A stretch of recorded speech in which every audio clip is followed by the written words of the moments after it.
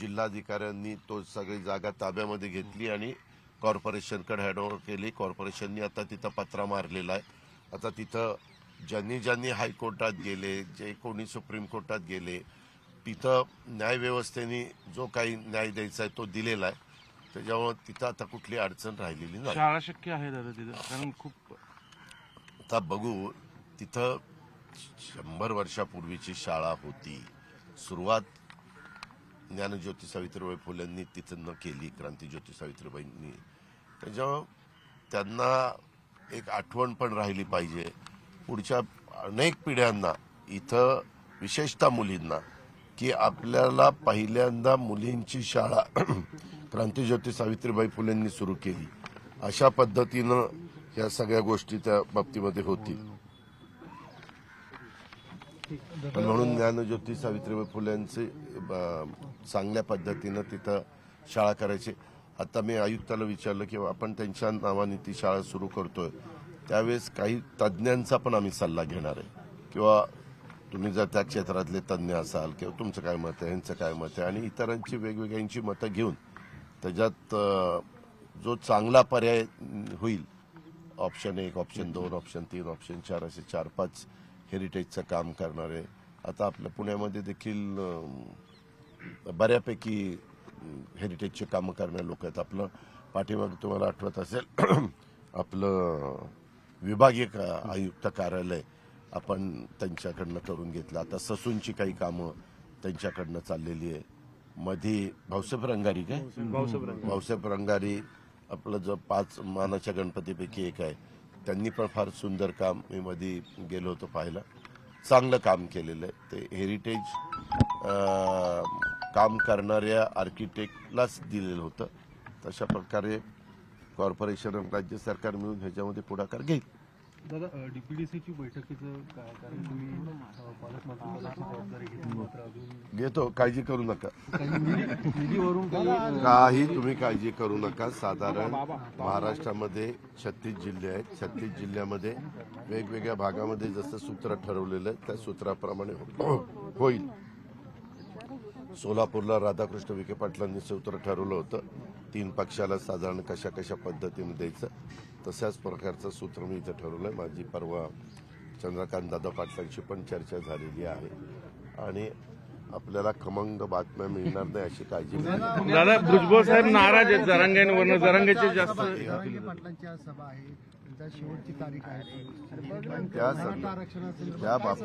त्या बाबतीमध्ये सरकार चर्चा करत आहे। तुम्ही पण सगळे बघताय, कुठल्याही बाबतीमध्ये चर्चेतनं मार्ग निघत असतो, कधी चर्चा थांबवायची नसते, ती चर्चा चालू आहे। नेमकं कोण कोणाला भेटेल नाही, आता कुणाला काय म्हणायचं तो ज्याचा त्याचा अधिकार आहे। स्वतः एकनाथराव शिंदेंनी दसऱ्याच्या दिवशी छत्रपती शिवाजी महाराजांचे तिथं पुतळा होता, अर्धपुतळा, त्याची शपथ घेऊन सांगितलं आणि तशा प्रकारे कामाला सुरुवात पण केलेली आहे। वेगवेगळ्या मागास आयोग असेल किंवा वेगवेगळ्या समित्या असतील, त्यांना सगळ्यांना या बाबतीमध्ये बारकाईनं मागं जे सुप्रीम कोर्टात आणि एकदा हायकोर्टात टिकले नाही तसं न होता ते टिकेल आणि ते कायद्याच्या नियमाच्या चौकटीमध्ये बसेल आणि ते देत असताना इतर ज्या घटकांना आरक्षण दिलं त्यांना कुठलाही धक्का लागणार नाही, अशा प्रकारचे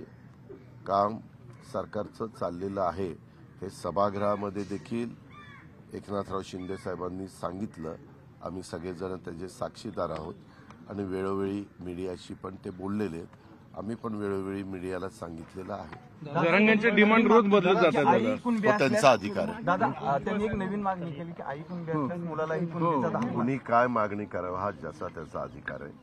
सरकारला कायद्याच्या नियमाच्या चौकटीमध्ये ते बसणाऱ्याच गोष्टी कराव्या लागतील, कारण मागे पृथ्वीराज बाबा चव्हाण मुख्यमंत्री असताना मी पण त्या मंत्रिमंडळात होतो, त्यावेळेस दिलेलं आरक्षण हे पुढं टिकलेलं नाही हायकोर्टातच, हे आपण पाहिलं। त्याच्यानंतर देवेंद्र फडणवीस साहेब मुख्यमंत्री झाल्यावर त्यांनी अभ्यास करून मला वाटतं गायकवाड आयोग नेमलेला होता आणि त्यांच्या सगळ्या तो अभ्यास करून दिलेलं आरक्षण मुंबई हायकोर्टामध्ये टिकलं, परंतु दुर्दैवाने सुप्रीम कोर्टामध्ये टिकलं नाही.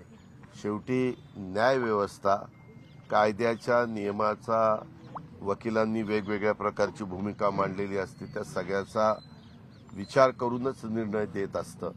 त्या प्रकारे त्यांनी दिलेला आहे आणि म्हणून आता तिसऱ्यांदा आरक्षण देत असताना यामध्ये कुठल्याही परिस्थितीत ते टिकाऊ आरक्षण असलं पाहिजे हा प्रयत्न चाललेला आहे. म्हणून थोडासा त्याच्यामध्ये विलंब लागतोय. दादा, सुनील केदारांना 5 वर्षाची शिक्षा सुनावलेली आहे. जिल्हा बँक घोटाळा प्रकरणात मी रात्री ती बातमी बघितली. आता त्याच्याबद्दलचे मला बारकाईनं कुठली माहिती नाही. शेवटी न्यायव्यवस्था त्यांचं काम करते. ज्यांच्यावर आरोप असतात ते तो आरोप चुकीचा आहे हे सिद्ध करण्याच्या करता चांगले वकील देतात आणि आपली भूमिका मांडतात. आता त्याच्यामध्ये शिक्षा झालेली मी पण टीव्हीच्या वेगवेगळ्या चॅनलला बघितलेलं आहे. आता त्या संदर्भात पुढं ते काय करणार आहे मला त्याच्याबद्दलचं काही माहिती नाही. दादा, आपण अमित शहाची भेट घेण्यासाठी जाणार होतो, परंतु अमित शहाचा निरोप आला की तिथं अधिवेशन चालू होतं. 3 महत्वाची बिलं त्यांना मंजूर करायची होती आणि तिथं लोकसभेचं महत्वाचं काम चाललेलं असल्यामुळं, राज्यसभेचं महत्वाचं काम चाललेलं असल्यामुळं हे सगळ्या कामातनं मोकळं झाल्यावर आम्ही तुम्हाला बोलवतो असं मुख्यमंत्री आणि दोन्ही उपमुख्यमंत्र्यांना त्यांनी आम्हाला निरोप दिला. आम्ही आज जरी मी पुण्यामध्ये दुपारपर्यंत असलो, दुपारनं मी जाणार आहे. उद्या मी बारामतीत आहे दिवसभर, परवा मी दिवसभर पुन्हा पुण्यामध्ये आणि 26 पासून पुन्हा तिकडे आहे. ह्या 2-3 दिवसात जर बोलवलं तर आम्ही आमचे ठरलेले कार्यक्रम कॅन्सल करून जाऊ. ताईचं निलंबन झालंय खासदारकीचं, त्याच्यामध्ये एकट्यांचं नाही झालेलं, अनेक खासदारांचं झालंय. ज्यावेळेस खासदार आमदार विधिमंडळामध्ये काम करत असतात, लोकसभेमध्ये काम करत असतात, राज्यसभेमध्ये काम करत असतात, त्यावेळेस कुठल्या गोष्टीचा नियमाचा भंग झाल्यानंतर ॲक्शन त्या बाबतीमध्ये घेतली जाते. तशा पद्धतीने ॲक्शन घेतलेली आपण सगळ्यांनी बघितली. 150 मला माहित नाही ना बा. मला विधानसभेचं विचारलं असतं तर मला तिथं काय घडलंय. ही लोकशाही आहे का? म्हणजे सगळे विरोधक मुक्त संसद करायचं चाललंय. एक मिनिट, असं तुम्हाला वाटतं? उद्याच्याला वेगवेगळ्या पद्धतीने महाराष्ट्राच्या विधानसभेमध्ये पण अनेकदा अनेक कडक अशा प्रकारचे निर्णय घेतले. जर तिथं माझ्या माहितीप्रमाणे उपराष्ट्रपती महोदयांचा अपमान करण्यात आला, आज राष्ट्रपती असतील, उपराष्ट्रपती असतील, पंतप्रधान असतील, कुठल्याही राज्याचे मुख्यमंत्री असतील, या ज्या काही पोस्ट आहेत ह्या महत्वाच्या पोस्ट आहेत. लोकशाही पद्धतीनं एवढ्या मोठ्या भारतामधनं निवडून गेलेले ते सगळे लोक असतात आणि ते आपलं आपलं काम योग्य पद्धतीनं करत असतात. कारण ज्यावेळेस एवढा मोठा समाज त्यांच्या पाठीशी उभा राहतो आणि त्यांच्या विचाराच्या लोकांना निवडून देतो, याचा अर्थ कुठंतरी जनाधार हा त्यांनी मिळवलेला असतो आणि त्याच्यात ती व्यक्ती उपराष्ट्रपती महोदय देखील अतिशय व्यवस्थितपणे आपलं स्वतःचं काम पार पाडतात. असं असताना तिथं जी काही घटना घडली त्याच्यामुळे एवढ्यांच्यावर ॲक्शन घेण्यात आलेली आहे असं माझ्या माहितीप्रमाणे मला जी माहिती मिळाली त्या आधारे मी तुमच्याशी बोलतो. दादा, 27 तारखेपासून शेतकरी राम मंदिराला तुम्हाला आमंत्रण आहे आलंय का आणि तुम्ही जाणार आहात? मला अजूनपर्यंत आमंत्रण आलेलं नाही. आलं तर जायचा जरूर मी विचार करीन. कारण आपण कुठंही मंदिर, आता सकाळी मी आलो तिथं आपलं श्रीमंत दगडूशेठ हलवाईचं मंदिर आहे. आपण तिथं गेलो, दर्शन घेतलं, दर्शन घेऊन कामाला लागलो. ही आपली पद्धत आहे, ही आपली परंपरा आहे. आपण कुठंही गेलो तरी मी तरी सर्व धर्म समभाव मानणारा कार्यकर्ता आहे. त्याच्यामुळं कुठंही गेलं तरी आपण तिथं आदर करतो. कुणाचाही आपल्याला अनादर करायचा नाही. प्रत्येकाची भक्ती असते, प्रत्येकाचे कुठं ना कुठं एक त्यांना मनापासून वाटतं श्रद्धा असते. त्या श्रद्धेला कुठंही आपल्याला दुखवायचं नाही. दादा, आरएसएसची जातन्याय जनगणनेला विरोध आहे आणि सगळ्यांची मागणी तीच आहे. मग मार्ग कसा नाही रे काढणार? बाबा, तुझा दुसरी बातमी ऐकतच नाही. त्यांनी सांगितलं ना की आमची मागणं ते घेतलं पाहिजे जनगणना कधी जातन्याय. होणार? झालं की नाही? नितीन गडकरी काल म्हटले की कोण कुठल्या पक्षात सध्या जाईल तो त्यांचा अधिकार आहे. आता लोकशाहीमध्ये प्रत्येकाला कुठेही जाण्याचा अधिकार आहे. जसं तुमच्या क्षेत्रामध्ये तुम्ही आज एक चॅनलला सामला असला तर उद्या मठाला जाल, परवा टीव्हीला जाल, तेरवा लोकशाहीला जाल, मग TV9ला जाल. असं कसं चालतं? आम्ही काही बोलतो का रे तू इकडं का गेला का तिकडे गेला? तुम्हाला बरं वाटलं तुम्ही गेला, तो तुमचा अधिकार आहे, संविधानाने तुम्हाला दिलेला. त्याच्यामध्ये चुकीचं काही नाही. जसं तुमच्या क्षेत्रात आहे तसं आमच्या राजकीय क्षेत्रामध्ये असंच आहे. तत्व गुंडाळून ठेवले दादा. तत्व नाही का? तत्व कशाची गुंडाळली? कारण हे दोन्ही तुलना कशी होणार? नाही तत्व आम्ही कसं? नोकरी एक मिनिट. जातो. तत्व गुंडाळी उगीच काहीतरी तो प्रश्न विचारून दचमा करू नको. अजिबात तशा पद्धतीने तत्व कोणी गुंडाळलेले नसतात. आजपर्यंत तू जर देशाचं स्वातंत्र्य मिळाल्यापासूनचा इतिहास बघितला तर वेगवेगळ्या पद्धतीनं वेगवेगळ्या घटना घडल्या.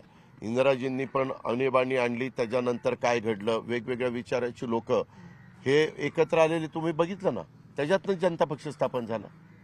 त्यावेळेस तत्व कुठे गेलेली होती? त्या वेळेसची राजकीय परिस्थिती बघून निर्णय जगाच्या पातळीवर पण घेतले जातात, देशाच्या पातळीवर पण घेतले जातात, राज्याच्या पातळीवर पण घेतले जातात आणि कॉर्पोरेशनच्या पातळीवर पण घेतले जातात. अशी कितीतरी उदाहरणं आहेत. आता त्या गोष्टीला त्यांना तो अधिकार आहे, संविधानाने दिलेला आहे, घटनेने कायद्याने नियमाने दिलेला आहे. त्याच्यामुळे त्या चौकटीमध्ये बसून त्यांनी त्यांचं काम करायला काहीच कुणाची हरकत नसली पाहिजे. दादा काल बैठक पार पडलेली कशाची? अजित पवार गटाच्या सगळ्या पदाधिकाऱ्यांची. अजित पवार गटाची नाही, राष्ट्रवादी काँग्रेस पक्षाची. नाही तर तुम्ही कोण ठरवणार? आम्ही म्हणतो तेच खरा. पण काय लोकसभेचं काय कशा पद्धतीने आम्ही करू ना. मी कालच सांगितलं त्या संदर्भात आम्ही भाजप, शिवसेना आणि राष्ट्रवादी काँग्रेस पक्ष जे वरिष्ठ नेतेगण एकत्र बसतील आणि मार्ग काढतील. काही अडचणी येईल असं मला वाटत नाही. भाजप सोबळावर लढणार आहे. लुटू नका. बस. धन्यवाद दादा. तर अजित पवार आज सकाळीच पुण्यातील काही विकास प्रकल्पांचा आढावा घेण्यासाठी आले होते. श्रीमंत दगडूशेठ हलवाई गणपतीचं त्यांनी दर्शन घेतलं. त्यानंतर भिडेवाड्याची सुद्धा त्यांनी पाहणी केली. अजित पवार हे नेहमीच शनिवार म्हटलं की अजित पवार पुण्यामध्ये सकाळी सकाळी पाहणी दौऱ्यासाठी निघालेले असतात आणि तसाच आजचा आणखी एक शनिवार. माध्यमांशी ते बोलत होते, आपण ऐकलं.